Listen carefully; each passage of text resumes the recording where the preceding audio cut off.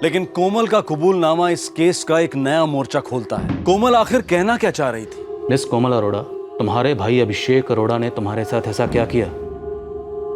क्या किया था जिसकी वजह से तुमने उसकी जान ले ली? अभिषेक को उसके कर्मों का फल मिला, मेरी जिंदगी तबाह करने की सजा। भैया, मैं आपके लिए जूस बना के लाती हूँ, आपको बेटर फील होगा। मेरे भैया का अचानक बीमार होना एक एक्सीडेंट जरूर था, पर उसकी मौत नहीं। उस रात मैंने उसके जूस में नींद की गोलियां मिला दी।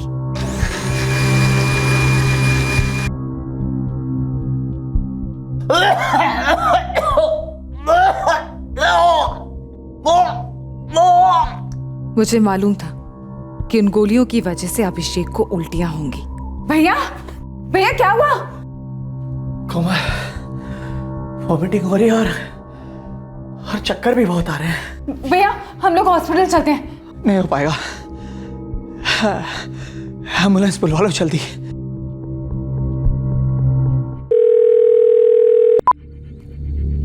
हाँ कोमल बोलो। बाबू, मुझसे उल्टियां हो रही हैं। जितनी गोलियां बोली थी उतनी दी है ना? हाँ, 4 गोलियां मिलाई थी जूस में। कौन है ये बाबू? मेरा दोस्त है। कैसा दोस्त? ऐसा दोस्त जो मेरे दर्द को समझता है। बापू और मेरी दोस्ती इंदौर की है, जहां से मैं हूं, और वो भी। मैं उसे सब कुछ बताती थी, सब कुछ। उसने मेरी तकलीफ दूर कर दी, अभिषेक से छुटकारा दिला दिया। मैंने इंतजार किया अभिषेक के सो जाने का।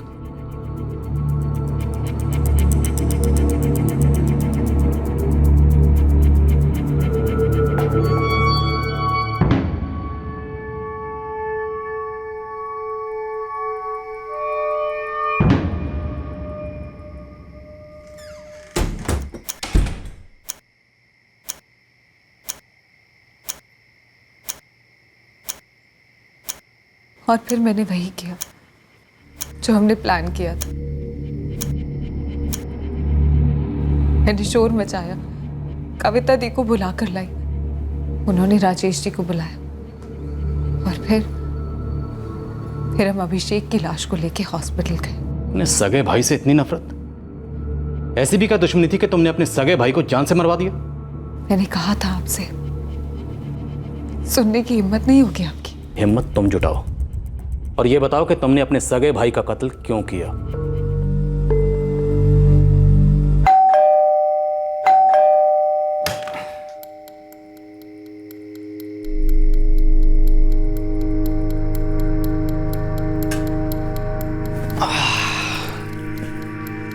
भैया, पानी। Thank you. और तुम्हारी कंप्यूटर क्लास कैसे चल रहा है कोमल? बहुत बढ़िया भैया। इनफैक्ट मैंने बेसिक प्रोग्रामिंग जावा तो कंप्लीट भी कर लिया। वेरी गुड, इसी तरह मेहनत करती रहो कोमल। वैसे ऑन सेकंड थॉट, मुझे लगता है अगर सिर्फ मेहनत करती रहोगी तो बहुत बोर हो जाओगी, थक जाओगी तुम। थोड़ा एंजॉय करना भी जरूरी है। तुम्हारा मन नहीं करता अपनी फ्रेंड्स के साथ बाहर घूमने जाओ, मॉल जाओ, मूवीज देखो? क्यों नहीं करता भैया। इनफैक्ट मैं अपनी क्लासेस की फ्रेंड्स के साथ बहुत बार जाती हूँ। कोमल, एक बहुत अच्छी मूवी इस वक्त मेरे पास भी है, देखोगी? अभी? आजा आजा कोमल, बैठ, ये देख, बहुत ही कूल है।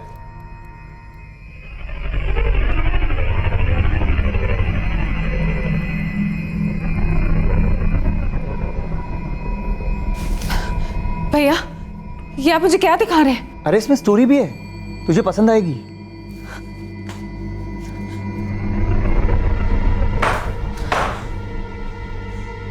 मेरा खुद का बड़ा भाई मुझे पोर्नोग्राफी दिखा रहा था। कब की बात है? 2 साल पहले शुरू हुआ ये सब। मुझे समझ ही नहीं आ रहा था कि वो ऐसा कैसे कर सकते हैं, और उसे पता नहीं चलता था कि मुझे कितनी घिन आ रही है। शायद उसे पता था, और उसे उन्हीं सब में कोई गंदा सा मजा भी आ रहा था। मैं जितना हो सकता उससे दूर रहती, पर वो मुझे बार बार समझाने की कोशिश करता कि मैं उसके साथ सोने के लिए राजी हो जाऊं। सर सोचिए कितनी भद्दी बात, कितनी घिनौनी बात कह रहा था वो मुझसे। कभी वो दिन रात वही बात करता तो कभी उन्हें लगता कि मुझे पॉर्न फिल्में दिखाने से मेरा मन बदल जाएगा। लेकिन मैं हर दिन थोड़ी थोड़ी मरती जा रही थी, लेकिन वो और ठीक होता जा रहा था। ऐसी भद्दी बातें करता, हरकतें करता। कभी मुझसे मेरे कपड़ों का साइज पूछता तो कभी इनर्स का। मैं बहुत डिप्रेस्ड रहने लगी थी, खुद से ही शर्म आने लगी थी मुझे। मेरे घर में मुझे इस तरह टॉर्चर किया जा रहा था, और वो भी मेरे अपने सगे भाई के हाथों। तंग आ गई थी मैं। फिर ये बोझ मैंने अपने दोस्त बाबू के साथ हल्का किया। कमाल करती हो यार, इतने महीनों से चलता आ रहा है फालतूपना और तुम झेलती आई हो। बाबू बड़ा भाई है वो मेरा। मुझे तो कुछ समझ में नहीं आ रहा मैं क्या करूं। भाई क्या होता है उस कुत्ते को क्या मालूम। साला विकृत है, विकृत पागल है। पागल तो वो मुझे कर छोड़ेगा। प्लीज बाबू, प्लीज कुछ करो, मुझसे और बर्दाश्त नहीं हो रहा। एक काम करो, खत्म ही कर दो साले को। ऐसे कैसे कोई किसी को मार सकता है? रोज इतने लोगों का मर्डर होता है, उसमें क्या है? वो मेरा सगा भाई है। मैंने कहा ना उसको कभी भाई नहीं बोलना। साला भाई के नाम पे धब्बा है, धब्बा। ऐसे आदमी को जिंदा रहने का कोई हक नहीं है, मरना तो से है ही। मुझे बाबू की बात सही लगी और मैंने बाबू और जावेद को पैसे दिए मेरी हेल्प करने के लिए। और फिर हमने अभिषेक को मार डाला। पर मेरे पास और कोई चारा नहीं था। क्या अभिषेक ने कभी आपके साथ जबरदस्ती की थी? आपका इशारा रेप की तरफ है तो नहीं। उसने ऐसा इसलिए नहीं किया क्योंकि वो जानता था कि अगर वो ऐसा करेगा तो मैं चीखूंगी, चिल्लाऊंगी और उसका नाम खराब होगा पूरी दुनिया में। तो आप अभिषेक के इस अश्लील बर्ताव को लेकर भी चीख चिल्ला सकती थी, अपने घर में किसी से बात कर सकती थी। 2 साल तक ये सब बर्दाश्त करने की क्या जरूरत थी? जरूरत नहीं सर, मजबूरी थी। अगर मैं दुनिया को ये बताती कि मेरा सगा भाई मेरे साथ ये सब कर रहा है तो कौन मेरा विश्वास करता? और फिर अभिषेक का अच्छा नाम था। वो कहता कि मैं उसे बदनाम करने की कोशिश कर रही हूं या मैं पागल हूं। कुछ भी करने की मुझ में हिम्मत नहीं थी सर। पर कत्ल करने की हिम्मत आ गई। मैंने कहा ना सर, मेरे पास और कोई चारा नहीं था। मिस कोमल अरोड़ा, किसी की जान लेना या कत्ल कर देना कोई चारा या उपाय नहीं होता। अगर किसी की जान लेने से ही अन्याय मिटता ना तो अब तक ये सारी दुनिया मिट गई होती। बाबू और जावेद कहाँ हैं? इंदौर, अब वही के है। कितने पैसे दिए तुमने उन्हें? 1 लाख की बात हुई थी, 50,000 दे चुकी हूँ, बाकी के 50 देने हैं। तुम अभी बाबू को फ़ोन करो और उसे कहो कि उसके बाकी के पैसे तैयार हैं। वो जल्द से जल्द जावेद को लेकर पुणे आए और अपने पैसे लेकर जाए। और कोमल ने कभी किसी से कुछ नहीं कहा? सर, कोमल का एक दोस्त है बाबू, टैक्सी ड्राइवर है। हम उसे ट्रैक कर रहे हैं। वो कल पुणे आ रहा है अपने बाकी के पैसे लेने। हमने कोमल से फ़ोन करवाकर उसे यहाँ बुलवाया। इस बाबू की पूरी ग्रिलिंग करो और देखो उसकी और कोमल के स्टेटमेंट्स मैच करते हैं कि नहीं। Yes sir, that's the plan. Komal की 2 बहनें हैं, अजीब सी बात है। उसने अपनी प्रॉब्लम के बारे में कभी किसी को कुछ नहीं बताया? नो सर, इनफैक्ट मैंने जब ये बात कोमल की बड़ी बहन दलजीत को बताई, वो खुद इस बात को सुनकर बहुत हैरान हुई। नहीं, मैं नहीं मानती ये बात। मेरा भाई अभिषेक ऐसा कर ही नहीं सकता। लेकिन दलजीत जी, आपकी बहन कोमल ने खुद इस बात को कबूल किया है कि इसी वजह से उसने बाबू की मदद से अभिषेक का कत्ल किया है। बाबू वो टैक्सी ड्राइवर उसका दोस्त? जी जी। ये सच नहीं हो सकता। उसने मेरे और रजविंदर के साथ कभी ऐसा बर्ताव नहीं किया, ना किसी और लड़की के साथ। इंस्पेक्टर, हम उसकी नस नस से वाकिफ थे। देखिए दलजीत जी, हम आपके भाई अभिषेक पर ऐसा कोई इल्ज़ाम नहीं लगा रहे, बल्कि आपकी बहन कोमल ने खुद यह बयान दिया है कि अभिषेक उसे इस तरह परेशान करता था। पता नहीं ये कोमल अभिषेक को इस तरह जलील करने पे क्यों तुली हुई है। सर, हमारे भाई ने हमारे माँ बाप की बड़ी अच्छे से देखभाल की। हम तीनों बहनों के लिए माँ बाप जैसा सहारा बना रहा। आप इतना समझ लीजिए, कोमल ये सब सिर्फ प्रॉपर्टी के लिए कर रही है, बाकी ये सब बातें झूठ है, बकवास है। झूठ और सच फिलहाल इस केस में काफ़ी धुंधले हैं दलजीत जी। जल्द ही धुंध हटेगी और सच्चाई उभरेगी। घरों की चार दीवारियों में कभी कभार ऐसा ऐसा होता है जो बाहर शायद किसी अजनबी के साथ भी नहीं होता। सर, कोमल ने अपने भाई अभिषेक अरोड़ा पर जो आरोप लगाया है वो बहुत ही संगीन और शॉकिंग है, और सबूत कोई नहीं। पोस्टमार्टम रिपोर्ट की तरह इस केस में कुछ हाथ लगे तो कुछ होगा। फिलहाल तो ब्लैंक स्लेट, कोरा कागज। इस टैक्सी ड्राइवर बाबू के इंटरोगेशन के बाद ये कोरा कागज भरना शुरू हो जाएगा। अब ये केस एक कत्ल का ही केस नहीं, इसमें एक जिंदा लड़की और मरे हुए आदमी दोनों के इज्जत दांव पे है। एक बहन ने भाई पर इल्जाम लगाया था कि भाई उसका यौन शोषण करने का प्रयास कर रहा था। इस इल्जाम का पुष्टिकरण संभव नहीं था क्योंकि भाई को बहन ने मौत के घाट उतार दिया था। मौजूदा माहौल में कोमल का बयान सबूतों के खंभों पर नहीं खड़ा था और इसलिए कानूनी दृष्टिकोण से हल्का था। अब को एक्यूज्ड बाबू का बयान बहुत ज्यादा मायने रखता था।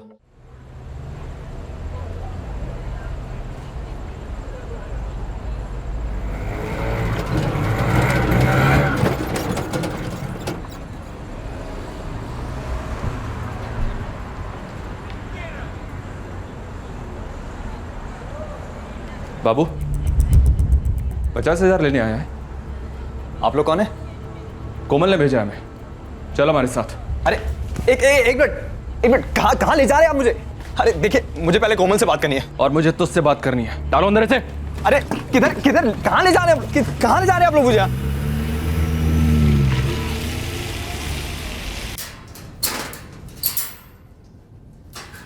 बाबू, पूरा नाम क्या है तुम्हारा? नदीम शेख साहब। देखो नदीम, तुम्हारी दोस्त कोमल कोयल की तरह सब कुछ पहले ही गा चुकी है, इसलिए अब कोई मतलब नहीं बनता कि हम पहले तुम्हारी खाल उधेड़ें और उसका तबला बनाएं। बिना मिर्च मसाला लगाए फटाफट ये बताओ कि तुमने अभिषेक अरोड़ा को क्यों मारा। बाबू, अगर तुमने 5 मिनट में सब कुछ नहीं बताया तो ना तो तुम्हारे बदन पे खाल बचेगी और ना ही तुम्हारे जहन में कोई चाल बचेगी। साहब, वो कोमल का भाई अभिषेक बहुत ही गंदा आदमी था साहब। मतलब अपनी सगी बहन के साथ वो उसे गंदा करना चाहता था साहब।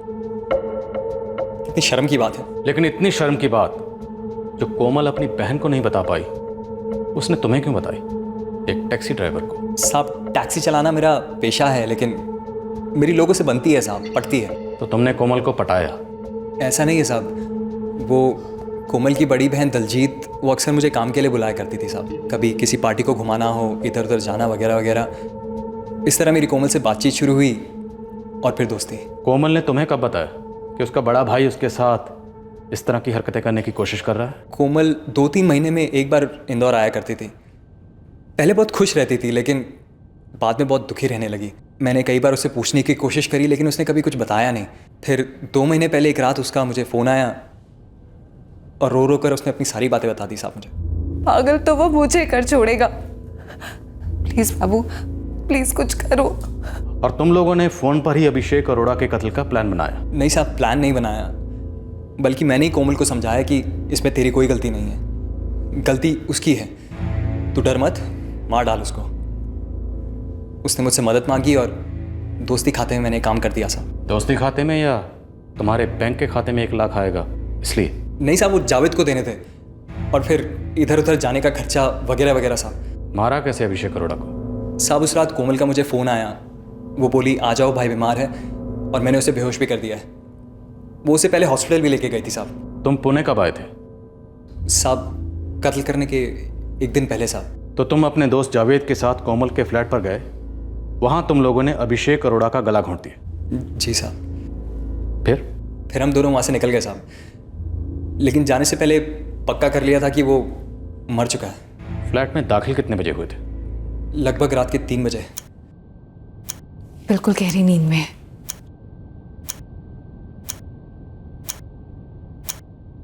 तो अभिषेक अरोड़ा का कत्ल करने के तुरंत बाद तुम लोग वहां से निकल गए? जी साहब, मैं और जावेद वहाँ से तुरंत निकल गए साहब। और तुम और जावेद पहले से उनका इंतजार कर रहे थे? उस रात कोमल का मुझे फ़ोन आया और वो बोली कि वो लोग हॉस्पिटल से घर आ चुके हैं, तो हम कॉलोनी की दीवार फांद के वहाँ इंतज़ार करने लगे साहब। कोमल का दोबारा फ़ोन आया, वो बोली आ जाओ। हम ऊपर गए और काम किया और उसी रास्ते वापस आ गए साहब। उसके बाद कहाँ गए? साहब लॉज में ठहरे एक दिन के लिए, आराम किया और फिर अगले दिन इंदौर के लिए रवाना हो गए साहब। और उसके बाद कोमल से कोई बात नहीं हुई? हुई थी साहब। कोमल ने फ़ोन करके बोला कि बाकी के 50,000 वो बाद में देगी।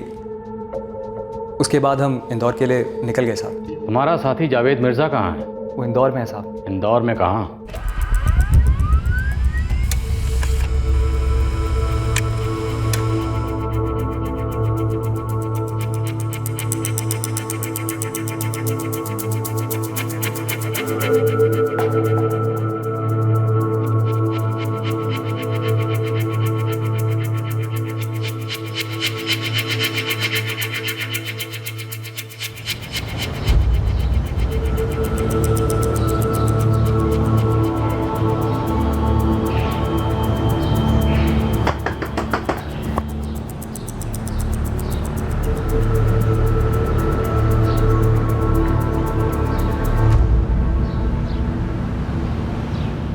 सर भगवान कसम मैं नहीं जानती ये कोमल इतना घटिया इल्जाम क्यों लगा रही है अभिषेक पर। और सबसे हैरत की बात तो ये है, मानो इस सब में इतना सा भी सच है तो हम दोनों बहनें मर गई थी क्या? हमें भनक तक नहीं लगने दी, जबकि कितनी बार यहाँ आके गई है। कोमल का कहना है कि उसे लग रहा था कि आप उसकी बात पर यकीन नहीं करें, इसलिए उसने ये बात आपको ना बताकर अपने उस दोस्त बाबू उर्फ नदीम शेख को बताई। फिर उन लोगों ने मिलकर आपके भाई का कत्ल कर दिया। वैसे कोमल पिछले 2 साल में इंदौर कितनी बार आई? आते जाते रहती थी। पर आपका ये पूछने का मतलब क्या है सर? सर मारिए मारिए बस साहब, मैं तो पैसों के लिए गया था बाबू के साथ। बाबू ने और पैसों का वादा किया था। तुम्हारा यह दोस्त बाबू, इसकी अभिषेक अरोड़ा के साथ क्या दुश्मनी थी? मैं तो इस बंदे का नाम तक नहीं जानता साहब। बाबू ने मुझे बोला आजा, अच्छे पैसे मिलेंगे, एक आदमी को जान से मारना है, और मैं चला गया साहब। बस इसके अलावा मुझे और कुछ नहीं मालूम साहब। कोमल अरोड़ा को जानते हो? साहब बाबू जानता है साहब। अब तुम जो जानते हो वो हमें बताओ, उस रात क्या क्या हुआ? साहब जैसा मैंने आपको बताया, मैं तो बाबू के साथ गया था। फिर हम उस घर में दाखिल हुए और उस बंदे को जान से मार दी। बस साहब, इसके अलावा और मुझे कुछ नहीं मालूम साहब। जावेद मिर्ज़ा, जितनी कहानी तुम हमें सुना रहे हो उतनी कहानी हम पहले से जानते। तुम हमें ये बताओ कि तुम लोग कितने बजे निकले, कहाँ गए, कैसे गए, कत्ल कैसे किया और कौन कौन शामिल था उसमें, बोलो। इस केस में 2 बड़े बड़े सबूत, पोस्टमार्टम रिपोर्ट और पंचनामा, इन दोनों को नजरअंदाज करने की सीरियस चूक हो चुकी थी। अब पुलिस छाछ भी फूक फूक कर पी रही थी। हर स्टेटमेंट, हर सुराग, हर सबूत की बाल की खाल निकाली जा रही थी, और इस सब का उद्देश्य था एक वाटर टाइट केस पेश करना। लेकिन इस कहानी में इसी बीच एक और नया ट्विस्ट आया, जिसने हवा का रुख उल्टी दिशा में बदल दिया। हम उस घर से सुबह निकले साहब। सुबह मतलब? सुबह मतलब 7-8 बजे करीब। तुम और बाबू कोमल के घर में दाखिल कब हुए थे? उसकी एक रात पहले बाबू के पास कोमल का फोन आया और हम चल दिए। हाँ कोमल बोलो। बाबू, उसे उल्टियाँ हो रही हैं। जितनी गोलियां बोली थी उतनी दी है ना? हाँ, 4 गोलियां मिलाई थी जूस में। ठीक है, हम लोग आ रहे हैं। चल जावेद, टाइम आ गया है।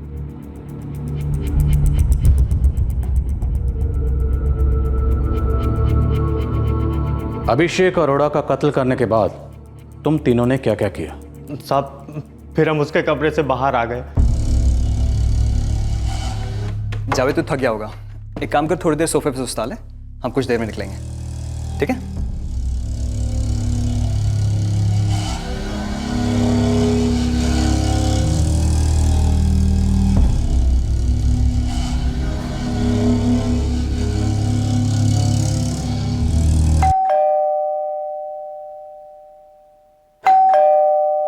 तो तुम लोग कत्ल के तुरंत बाद वहां से नहीं निकले?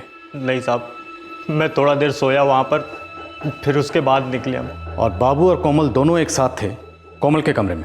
जी साहब।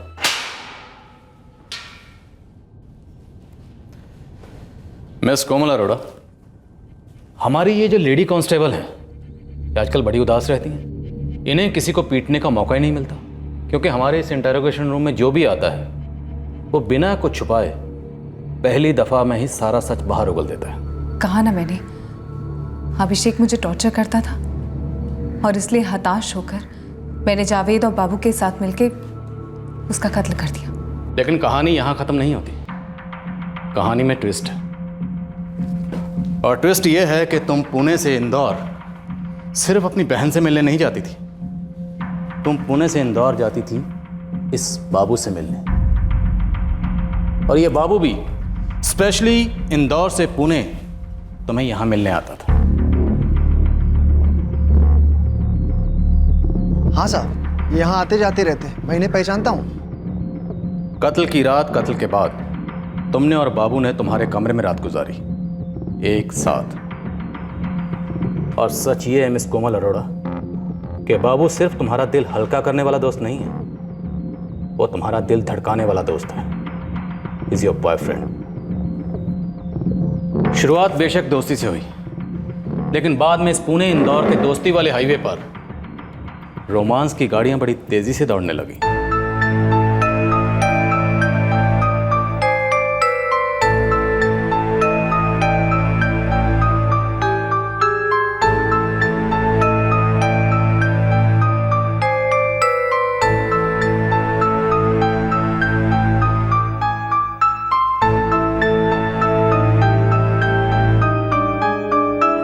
झूठ बोलता हमसे? मैं मानता हूँ मैंने झूठ बोला साहब, लेकिन मैं सब सच बताता हूँ साहब।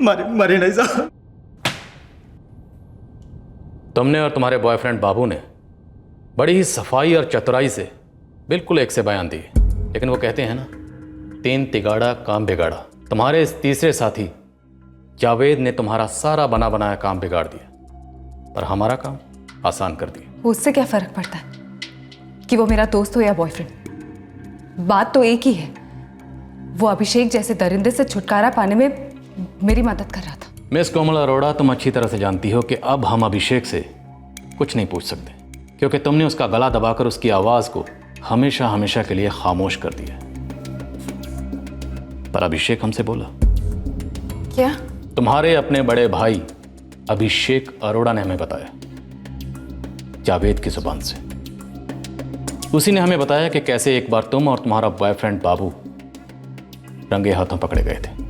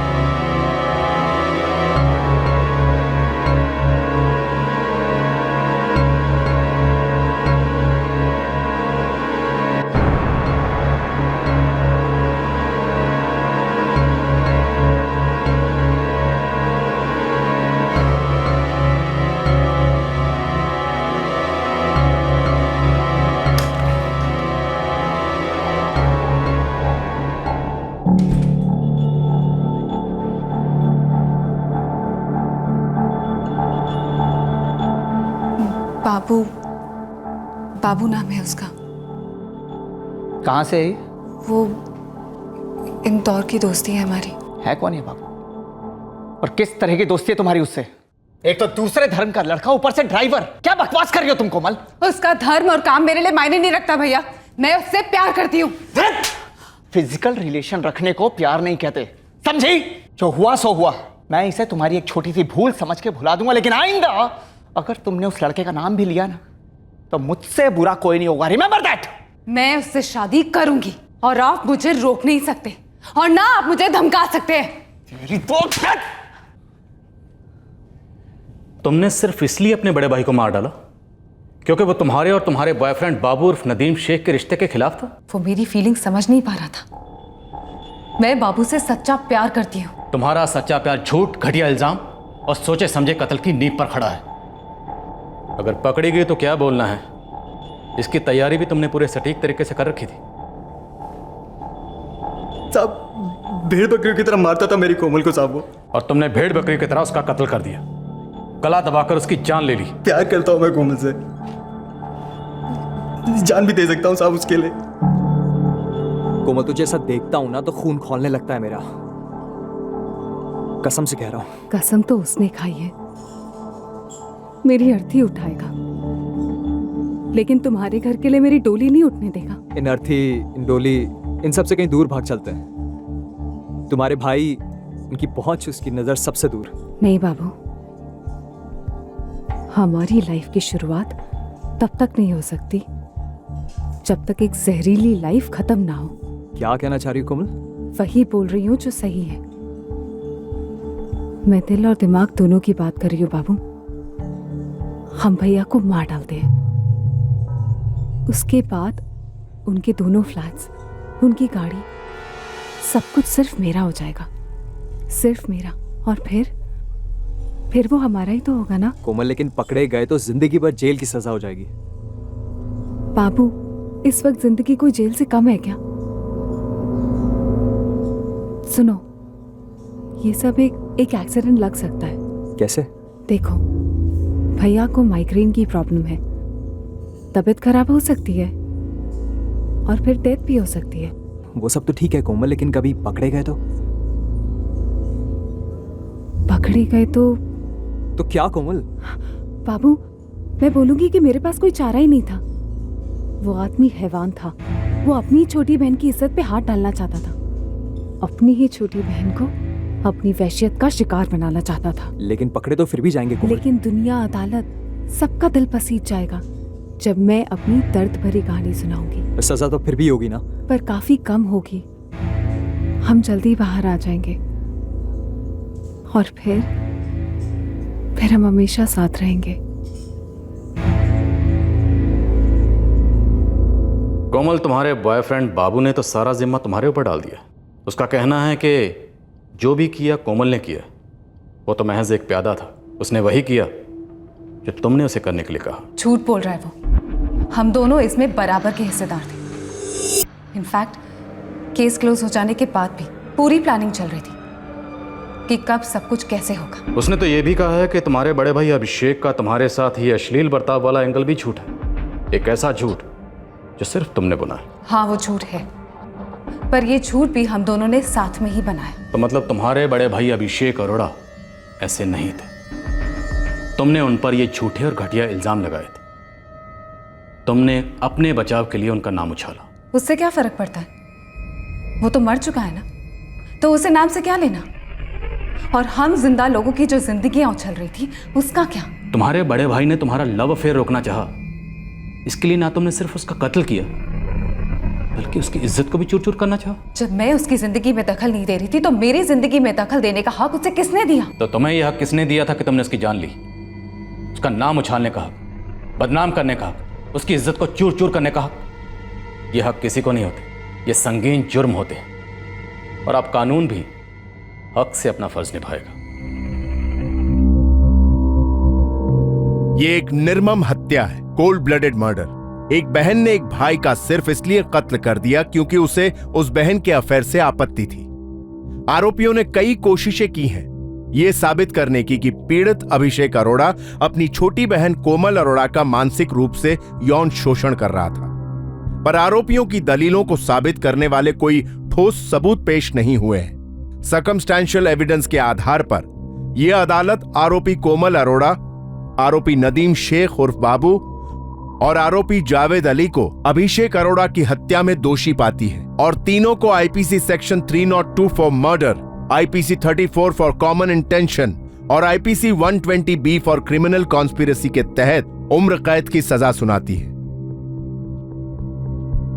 चार्जशीट फाइल करने के बाद जब केस कोर्ट में पेश किया गया तब तीनों आरोपियों कोमल, बाबू और जावेद ने अपने दोषी ना होने की दलील की। मुकदमा चला और 1 साल की सुनवाई के बाद उम्र कैद की सजा सुनाई गई। केस के दौरान तीनों आरोपी उस बड़े झूठ पर अड़े रहे कि अभिषेक ने कोमल का मानसिक तौर पर यौन शोषण किया था। लेकिन सहानुभूति की दाल गली नहीं। होने को अभिषेक पर लगाए गए आरोप से काफी बड़ा बवाल खड़ा हो सकता था, और अगर उसमें हल्की सी भी सच्चाई की झलक होती तो शायद कोमल को सहानुभूति मिलती और शायद कोर्ट का फैसला भी थोड़ा अलग होता। लेकिन पुलिस ने आरोपी जावेद मिर्जा, बाबू और कोमल के बयानों में कई असमानताएं पाई, जिसकी वजह से कत्ल का असली हेतु उभर कर सामने आया। एक इन्वेस्टिगेटिंग ऑफिसर की गहरी लापरवाही की वजह से एक मर्डर केस को एक्सीडेंटल केस करार दिया गया और इस केस को क्लोज कर दिया गया। लेकिन जब यह केस दोबारा खुला तब एक बहन ने अपने मकसद को हासिल करने के लिए सच्चाइयों को टेढ़ा किया और एक निर्दोष कत्ल हुए भाई पर विकृति का झूठा आरोप लगाया। वहीं इसी केस में पीड़ित की दूसरी बहन ने इसमें साजिश और लालच की बू को सूंघ लिया और उसके एक ईमेल ने इस केस को अपने सर के बल उलट दिया। किताब का आखिरी पन्ना पलटने तक और फिल्म की आखिरी रील खत्म होने तक कोई कहानी खत्म नहीं होती। कोई भी कानूनी फैसला जोश और सनसनी के आधार पर नहीं किया जा सकता। सच के हर कतरे को टटोलने के बाद, हर पक्ष के तर्क को सुनने के बाद अदालतें अपने फैसलों पर पहुंचती हैं। भावनाओं के दबाव में आकर फैसलों पर नहीं आदम का जाता। आपसे फिर मुलाकात होगी क्राइम पेट्रोल सतर्क में एक और नए केस के साथ। तब तक अपना ख्याल रखें, सुरक्षित रहें, स्वस्थ रहें और याद रखें, सही वक्त सही कदम, सतर्क रहें। जय हिंद। इस तरह के और भी एपिसोड देखने के लिए हमारे चैनल को सब्सक्राइब करें और बेल आइकन दबाना ना भूलें।